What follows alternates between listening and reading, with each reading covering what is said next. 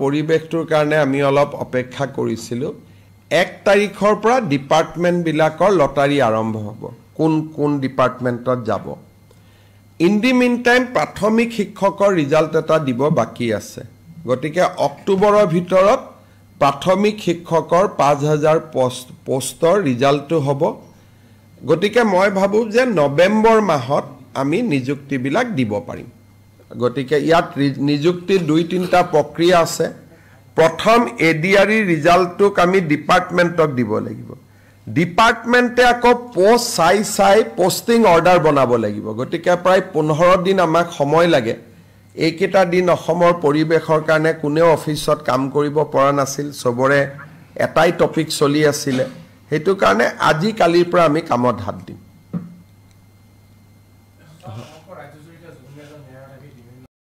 যোৱা কালি মুখ্যমন্ত্ৰীয়ে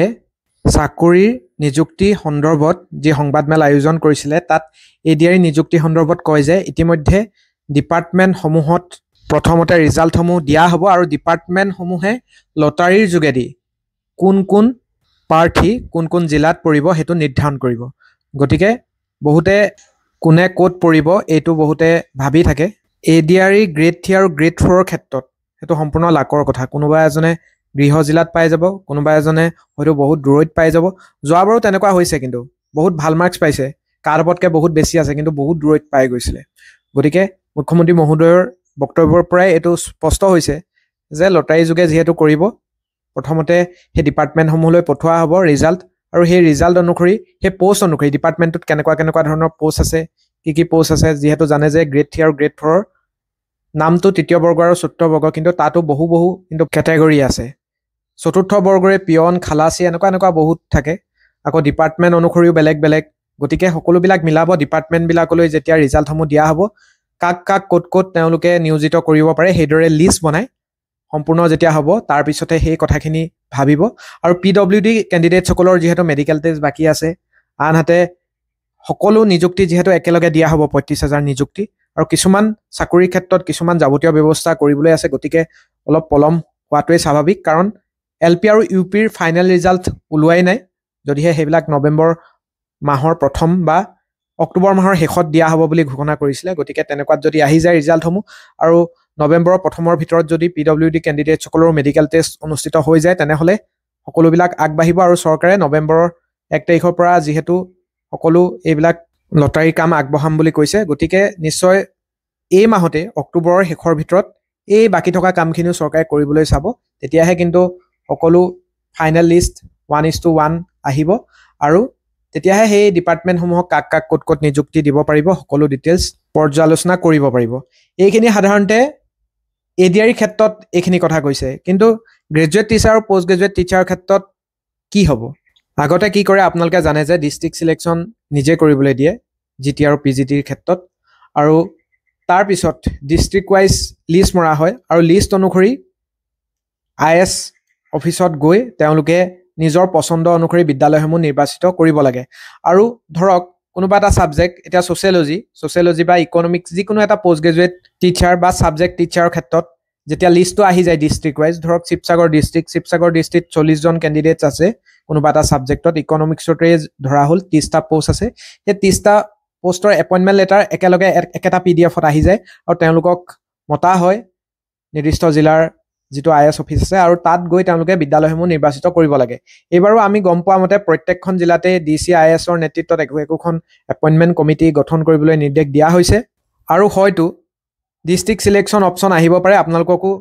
দুখন তিনিখন ডিস্ট্ৰিক্ট সিলেকশন কৰিবলৈ দিব পাৰে আৰু তাৰ পাছত এপইন্টমেন্টৰ কথা গম পোৱা হ'ব আৰু যদিহে এনেকুৱা ধৰণৰ ব্যৱস্থা লৈছে এটোটো খুব ভাল কথা হ'ব আৰু যদি তেনেকুৱা ধৰণৰ একো আগু বহা নাই তেনেহলে চৰকাৰলৈ অনুৰোধ থাকিল চৰকাৰে যাতে আমাৰ প্ৰাৰ্থীসকলক নিয়াৰবাই ডিস্ট্ৰিক্টত নিযুক্তি দিয়াৰ ব্যৱস্থা কৰে বা হোম ডিস্ট্ৰিক্ট বা তাৰ ওচৰ ডিস্ট্ৰিক্ট সমূহত বিশেষকৈ জোন ওয়াইজ যেহেতু এবাৰ ডকুমেন্ট ভেৰিফিকেশন হৈছিল আৰু জোন ওয়াইজ হওঁতে ওচৰ পাজৰ ডিস্ট্ৰিক্ট সমূহক একেটা জোনত দিয়া হৈছিল গতিকে জোন ওয়াইজও নিযুক্তি দিব পাৰে কাৰণ গ্ৰেজুৱেট টিচাৰৰ ক্ষেত্ৰত নিৰ্দিষ্ট ডিস্ট্ৰিক্টত পোষ্ট থাকিব যদিও কিছুমান পোষ্ট গ্ৰেজুৱেট টিচাৰৰ সাবজেক্টত যেহেতু অল আসাম পোষ্টে যথেষ্ট কম আছিল 12টা পোষ্ট 4টা পোষ্ট 6টা পোষ্ট গতিকে গুটে নিজৰ ডিস্ট্ৰিক্টতে যে তেনেকুৱা পোষ্ট থাকিব কথা নাই তেনেকুৱা প্ৰাৰ্থীয়ে বেলেগ ডিস্ট্ৰিক্টতে চাকৰি পোৱাটো স্বাভাৱিক কথা গতিকে কিন্তু যদিহে পোষ্ট আছে ডিষ্ট্ৰিক্টত আৰু যোগ্য প্ৰাৰ্থী সেই ডিষ্ট্ৰিক্টত পাছ কৰিছে তেনেহ'লে সেই প্ৰাৰ্থীসকলক হোম ডিষ্ট্ৰিক্টত দিয়ক আৰু যদি অতিৰিক্ত পোষ্ট থাকি যায় ডিষ্ট্ৰিক্টখনত তেতিয়া ওচৰৰ প্ৰাৰ্থীক আনি পিনি সেই জিলাত পোষ্টিং দিয়াৰ যদি ব্যৱস্থা কৰে গতিকে ফাৰ্ষ্ট প্ৰিফাৰেঞ্চ ছেকেণ্ড প্ৰিফাৰেঞ্চ আৰু থাৰ্ড প্ৰিফাৰেঞ্চ যদি তিনিটাকৈ ডিষ্ট্ৰিক্ট চিলেক্ট কৰিবলৈ দিয়া হয় 3-4 দিনৰ ভিতৰত যদি তেওঁলোকক সেই অপশ্যন চুজ কৰিবলৈ দিয়া হয় আৰু বস্তুটো চিষ্টেম জেনেৰেট যদি কৰিবলৈ দিয়া হয় অট'মেটিক যাতে চিলেকশ্যন হয় ফাৰ্ষ্ট প্ৰিফাৰেঞ্চত তেনেহ'লে কিন্তু নিযুক্তি দিয়াত যথেষ্ট এটা চিষ্টেমেটিক ব্যৱস্থা হ'ব আৰু হয়তো প্ৰত্যেকখন ডিষ্ট্ৰিক্টে যিসকল প্ৰাৰ্থীয়ে পাছ কৰিছে জিটি বা পিজিটি তেওঁলোকৰ লিষ্ট চাগে সংশ্লিষ্ট বিদ্যালয়